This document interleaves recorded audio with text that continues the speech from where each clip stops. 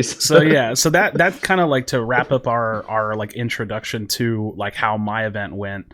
Louche, can we throw it to you? How did your OCE monthly finals go?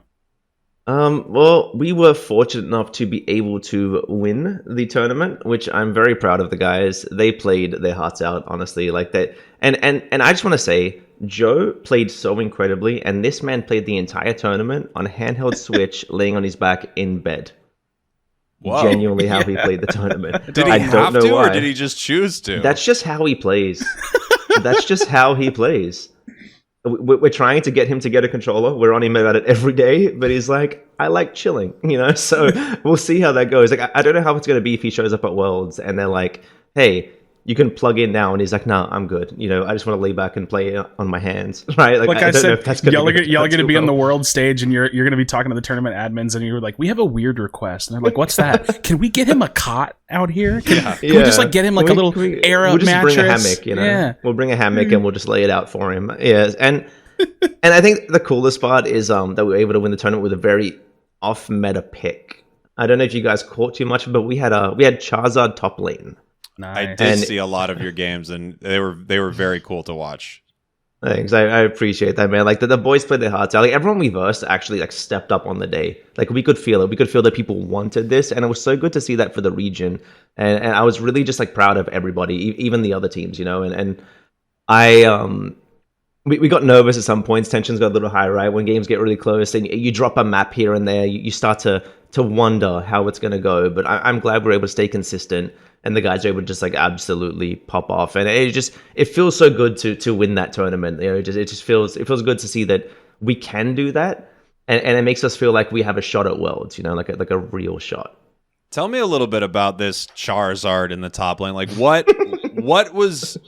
what are you guys kind of reacting to that you're seeing? Because obviously metas kind of, they get stagnant everywhere you go. You start to see the dominant team, for instance, here in North America. The dominant team is formerly TTV, now GG, Game and Gladiators. And I think what people start to do is say that strategy is the best strategy just because they are the best team. So I'm wondering, when you guys decide to go Char over a more conventional Lucario, Machamp, or something like that, like what's the thought process there for you?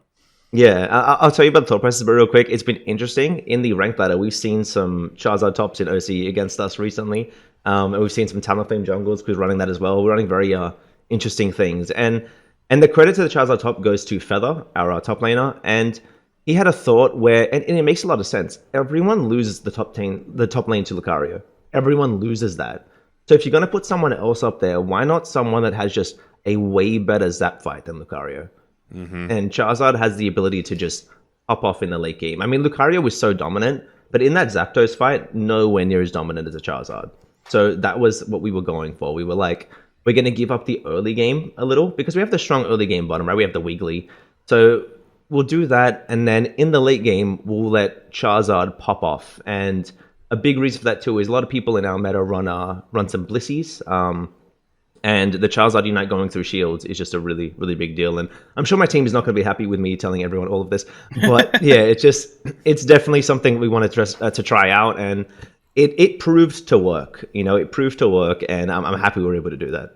Yeah, I think it's a matter of scaling, right? I definitely could kind of, if I was making an assumption about y'all's pick, that would be the guess, right? Like if you put something that scales incredibly well, and just for the sake of saying, this is not to say that Lucario doesn't scale. It's just, you can compare the end game strength of a Lucario ult versus a Charizard ult and understand that there's some pretty crazy value there. So Charizard in a team fight, just in general, really, really strong. It makes a lot of sense. I did this with you on a call maybe a day or two ago, Louche. I have to throw this out there. When I'm so happy to see that y'all picked Charizard top lane, because we were messing around with Charizard top lane, but we were trying it in 2-on-2. And listen, my team's not that great yet, but we were messing around with 2-on-2, and it was the same thought process. I was like, if we're gonna do a 2-on-2, let's throw something that otherwise kind of struggles, and we'll see if we can scale it.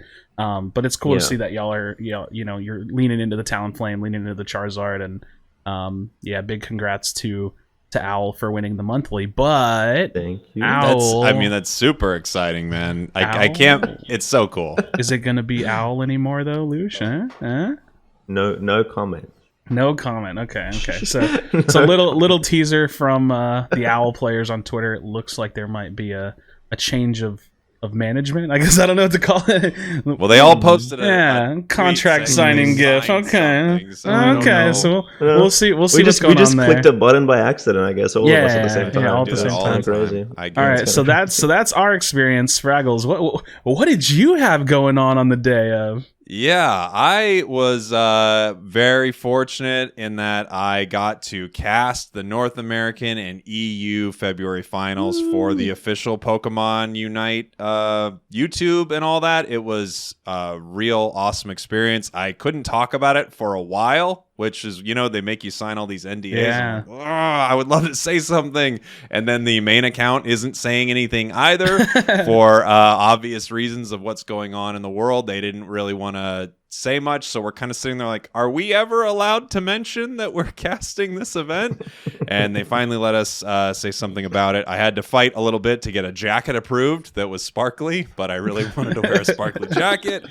Man, it was probably the most professional production I've ever been a part of in that sense. I've done comedy and stuff in Los Angeles for a while, and I've been on actual, sets and things like that, but never a live broadcast like that. It was really incredibly well run, a really detailed rundown of what was going to happen in the show. You have a producer in your ear, telling you what you're throwing to next. It's a lot of fun, and I had a great time doing it. I got to cast it with my buddy Jeff Hoagland, who I actually we kind of ran into each other doing a tournament early on in Pokemon Unite. He asked me to do it with him, and then I got to cast with him, which was really fun.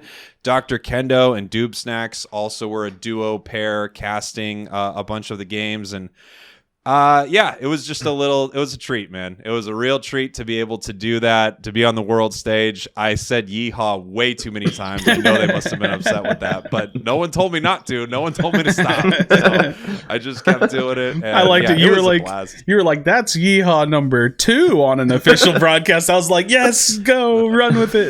Got to get the counter up, man. So yeah, it was a real treat, and I'm very thankful that when people post things like #LetJakeCastWorlds, or they reply to some tweet from one of the higher ups of Pokemon saying, how was the tournament this weekend, and people mention me, it really does help. There's no way I would have had an opportunity like that if they didn't see people talking about it. So it was just really cool. I loved it, and of course, great games to cast too. Yeah, word of mouth marketing is truly one of the most important things, and that's for gaming, for things like this. Like word of mouth, it goes a long way. If you can get the people talking. Broadcast OCE. Yeah, for sure. Broadcast OCE and why not India. I think both of them are important things, and I bet they are changing, the minds of people at these companies, because they only know what's going on right around them, but if all of a sudden they see 500 people of #why not India, maybe they go, oh well, looks like there's a real excitement around this. We've got to maybe figure something out. Oh, I've been doing it wrong this whole time. I need to start #fix matchmaking. You don't use your hashtag to fix matchmaking? Are you crazy?